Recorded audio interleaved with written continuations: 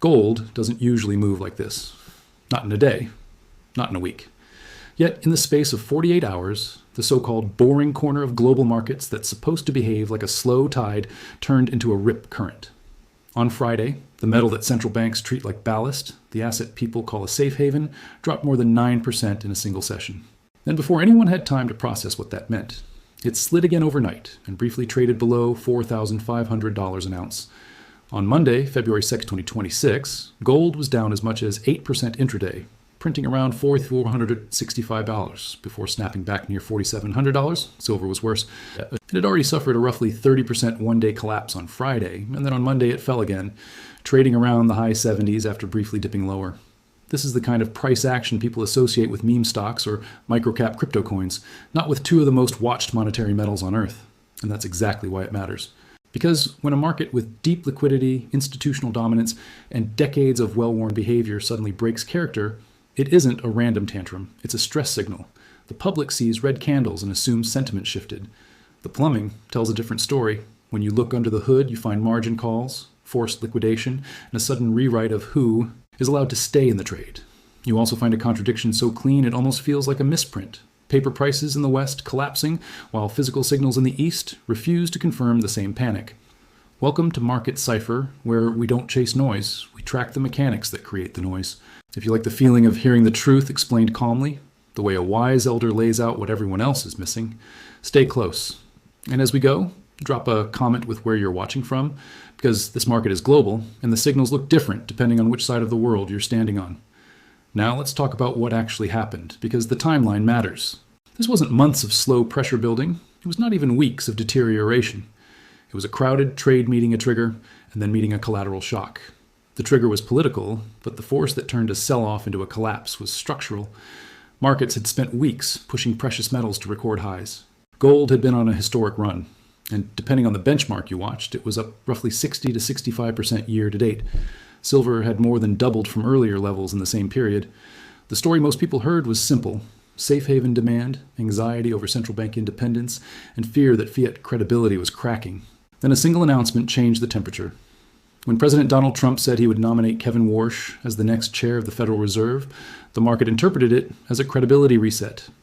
Warsh is widely viewed as more hawkish than the most dovish expectations that had begun to get priced into rates. In plain language, the metal market suddenly had to confront a different probability tree.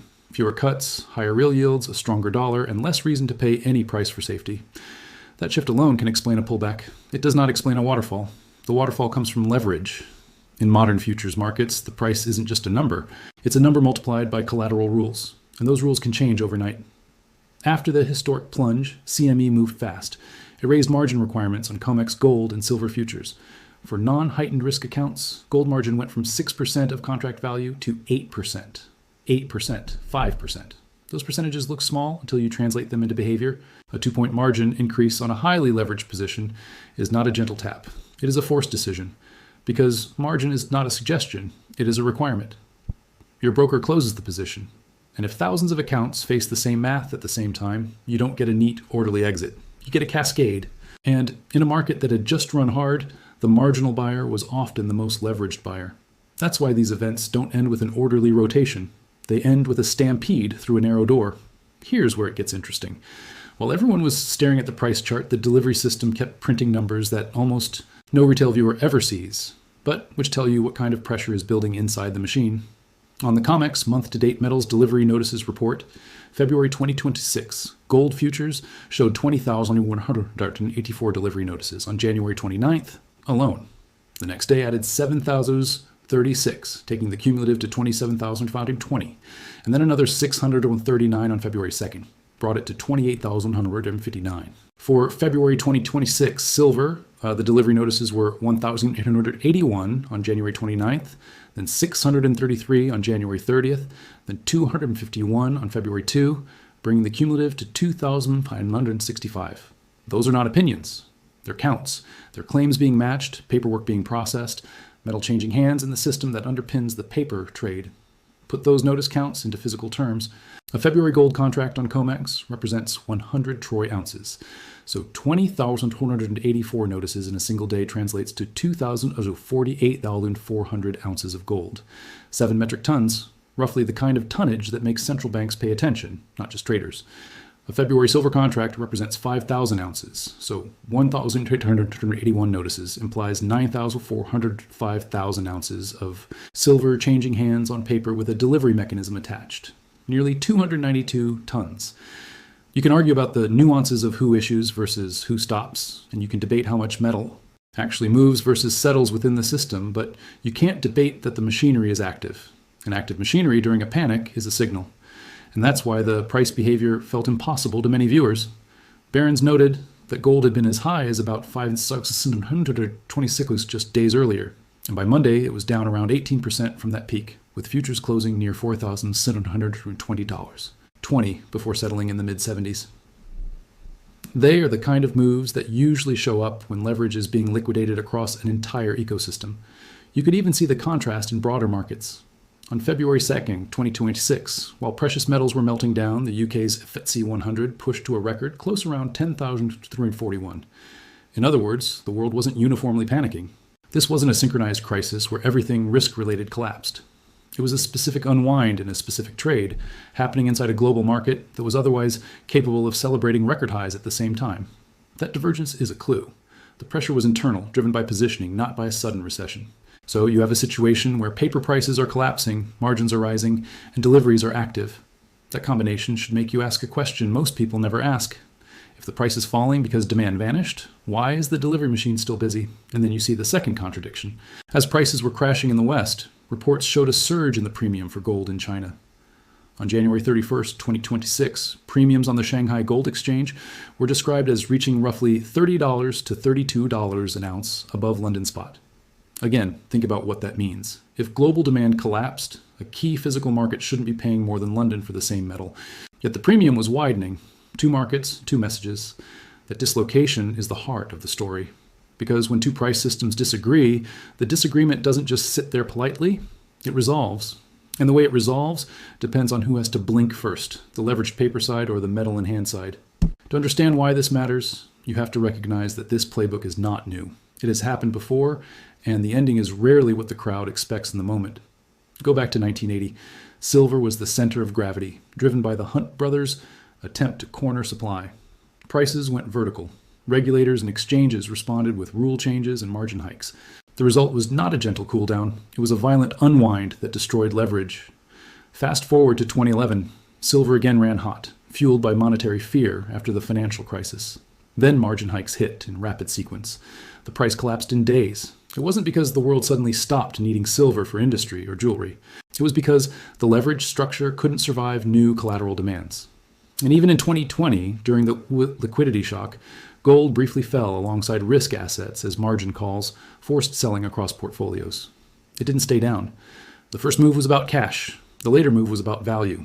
This is not conspiracy. This is mechanics. Exchanges are risk managers. When volatility spikes, they raise the cost of holding positions. That protects the clearinghouse. It also changes the market's character instantly. Now look at 2026. The setup is familiar. A powerful uptrend, crowded positioning, and a catalyst that makes everyone reassess the narrative at once. Then the exchange steps in and raises margins. The leverage breaks. The price drops faster than fundamentals can possibly change. But here's the part no one is discussing. Margin hikes don't just punish speculators. They concentrate ownership. They force weaker hands to liquidate and allow stronger hands to absorb. And the strongest hands are not the people watching on phones. They are the institutions with cash buffers, with access to funding markets, and with a mandate that doesn't care if the price is embarrassing on Monday, because their horizon is measured in quarters and years. Let's name the players. At the center is CME Group, because COMEX is where benchmark futures for gold and silver trade. When CME raises margin, it effectively raises the entrance fee to the game. It decides in practice how much leverage is allowed to express itself at a given volatility level. Then there are the large banks and bullion intermediaries who make markets in these contracts, hedge exposures, and shuttle metal through the system. These institutions don't just watch price, they watch flow, inventory, and delivery risk. They care about spreads between venues, not just direction. And then there are central banks and sovereign actors, which don't participate in the same way as a futures speculator, but which influence the background demand for monetary metals. When a metal is up 60% year over year and then it collapses in a weekend, the question becomes whether that move represents a top or simply a leverage flush inside a larger trend. Analysts at major institutions didn't suddenly flip bearish just because of a two-day crash. Deutsche Bank, for example, has been cited as maintaining a longer-term bullish view on gold, with forecasts circulating around the idea of $6,000 per ounce in 2026.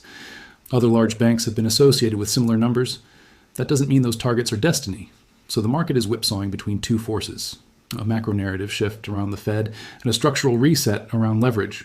Now we zoom in on the dislocation, because this is where you can tell whether a move is a temporary purge or the start of a regime change. On one side, you have futures and paper. That side is dominated by leveraged positions, rapid liquidations, and risk controls like margin.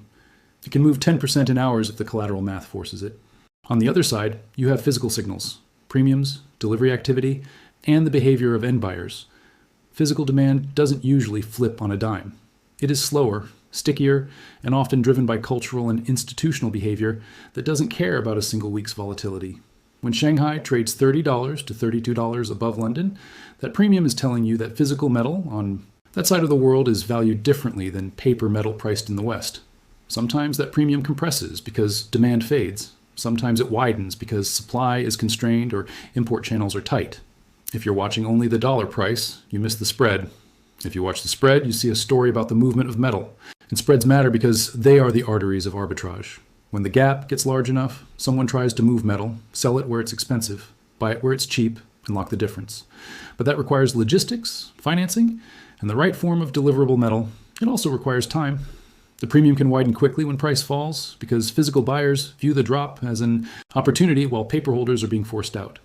This is why the gap cannot persist forever. It resolves through one of three mechanisms.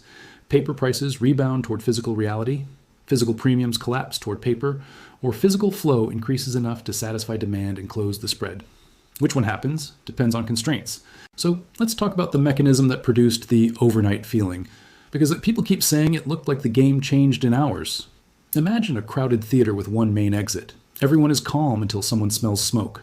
The first few people move quickly, then the crowd realizes it isn't a drill. Now the speed of movement isn't limited by people's desire to leave. It's limited by the doorway. In futures markets, the doorway is collateral. When margins are low, lots of people can be in the theater. When margins jump, the doorway narrows. You need more cash to stay inside. If you don't have it, you're pushed out. They exit at whatever price clears the forced selling. That's what a leverage flush is. The Fed chair headline was the smell of smoke. The margin increase was the doorway narrowing. The result was a stampede. But why gold and silver together, and why so violent? Because the run-up created asymmetric positioning. When an asset rises sharply, more of the exposure becomes momentum-based and financed.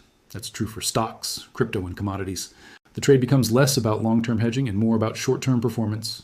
When that happens, the market becomes brittle. It looks strong until the first fracture, and then it breaks quickly. Now add one more layer, the difference between paper exposure and physical availability. A futures contract is a promise with rules. A bar in a vault is a thing. Those are not the same, and when stress hits, people suddenly remember that. The COMEX delivery notices we mentioned are not proof of shortage or abundance by themselves. They are proof that the delivery process is active. They show that some participants are standing for delivery and others are issuing. In a moment of high volatility, that activity becomes more important because it's a reminder that the paper market is anchored, at least partially, to a physical settlement mechanism. Meanwhile, premiums in Shanghai are another anchor. They reflect local supply and demand conditions. When they diverge from London, it suggests that the price is not one thing. It's a set of prices connected by frictions. Here's what most people miss. In a leverage flush, the first thing that collapses is not the underlying thesis. It's the weakest financing. And once that weak financing is purged, the market becomes healthier, not weaker. That is why so many historic metal panics end in a rebound or a renewed trend, even though the headlines in the moment feel like a funeral. But the outcome isn't automatic. We need to talk about what the data suggests going forward, because there are multiple paths from here. Historically, when a parabolic move is followed by an exchange margin hike and a violent liquidation, you often see a three-stage pattern. Stage one is the break, where prices drop fast and correlations spike. Everything sells because leverage is being reduced.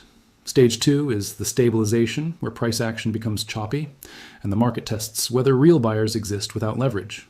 Stage three is the resolution, where either the trend reasserts or a longer consolidation begins. If the macro environment continues to support higher real rates and a stronger dollar, historically, that can cap precious metals for a time. If, however, the initial move was primarily a leverage purge and the broader demand for monetary hedges remains, the market can recover sharply once the forced selling is done. So what indicators matter? First, watch volatility and margin. If volatility remains elevated, exchanges can keep margins high, which restrains speculative leverage. If volatility compresses, margins may eventually normalize, allowing participation to broaden again. Second, watch the spread between physical premiums and Western benchmarks. If the Shanghai premium stays elevated, that suggests physical demand remains firm relative to available supply. If it collapses quickly, it suggests the physical market is also cooling. Third, watch the behavior of deliveries and warehouse stocks. Delivery notices and inventories are not the whole story, but they are part of the map. In periods of stress, a surge in delivery activity can signal that participants are taking advantage of the system to secure metal or to settle obligations. Fourth, watch the narrative around the Fed, because the initial trigger was about expectations. If the market fully prices a more hawkish path and the dollar strengthens, that shifts the tailwinds and headwinds. Now, let's frame 3 scenarios the way the data allows, without pretending anyone can see the future. In a conservative scenario, the market continues to digest. Gold and silver stay volatile, but they trade sideways in a broad range as leveraged positions are rebuilt slowly. Physical premiums normalize, and the focus shifts from panic to patience. In a moderate scenario, the leverage purge finishes quickly, physical demand supports a base, and the metals retrace part of the crash. The key is whether buying appears without the same explosive leverage that created the run-up. In an aggressive scenario, the dislocation between paper and physical refuses to close through a collapse in premiums, and instead it closes through a sharp rebound in paper prices. That can happen if physical buying accelerates into the dip and forces shorts to cover in a thinner market, while margins keep speculative participation constrained. Notice how none of those scenarios requires a conspiracy. They require only 2 things: the behavior of liquidity under stress and the relative strength of physical demand versus paper positioning. This brings us to the divide, because this moment is revealing something deeper than price. There are people who live inside the headline cycle. They see gold crashes, silver meltdown, and they assume the story is over. They treat the chart like a verdict. Then there are people who study the market's wiring. They look at what changed when it changed and what that implies about who was forced to act. They know that institutions move first, not because they are smarter, but because they are structurally positioned to act when others can't. They have liquidity. They have credit lines. They have mandates that allow them to buy when the screen is screaming. Retail, in contrast, often moves last, not because retail is foolish, but because retail is reacting to a price that has already been shaped by forced mechanics. By the time the average observer hears a clean explanation, the leverage purge has already done its work, and that is how an information gap becomes a wealth gap. Not through secret knowledge, but through the ability to interpret public signals before they become obvious. So, when you hear someone say, "They changed the game overnight," the data suggests a more precise translation. The rules of collateral changed, and the crowded trade discovered that liquidity is conditional. Gold dropping to $4,100, so $65 and bouncing toward $4,700 in the same session is not a normal day. Silver collapsing roughly 30% in one day is not a normal day. A margin increase from 6% to 8% in gold and from 11% to 15% in silver is not a normal adjustment. A report printing 20,484 February gold delivery notices on a single date is not a trivial footnote. A Shanghai premium of $30 to $32 above London, while prices crash, is not a coincidence. Those are the fingerprints of a market being stress tested. And stress tests reveal 2 things at once: what breaks and what holds. If you're still here, you already know which one matters more. This is Market Cipher, where we decode what matters before its headlines. If tonight's breakdown connected dots you hadn't seen, you know what to do. Because the question isn't whether volatility returns. The question is whether you'll recognize the signals while everyone else is still arguing about the candles.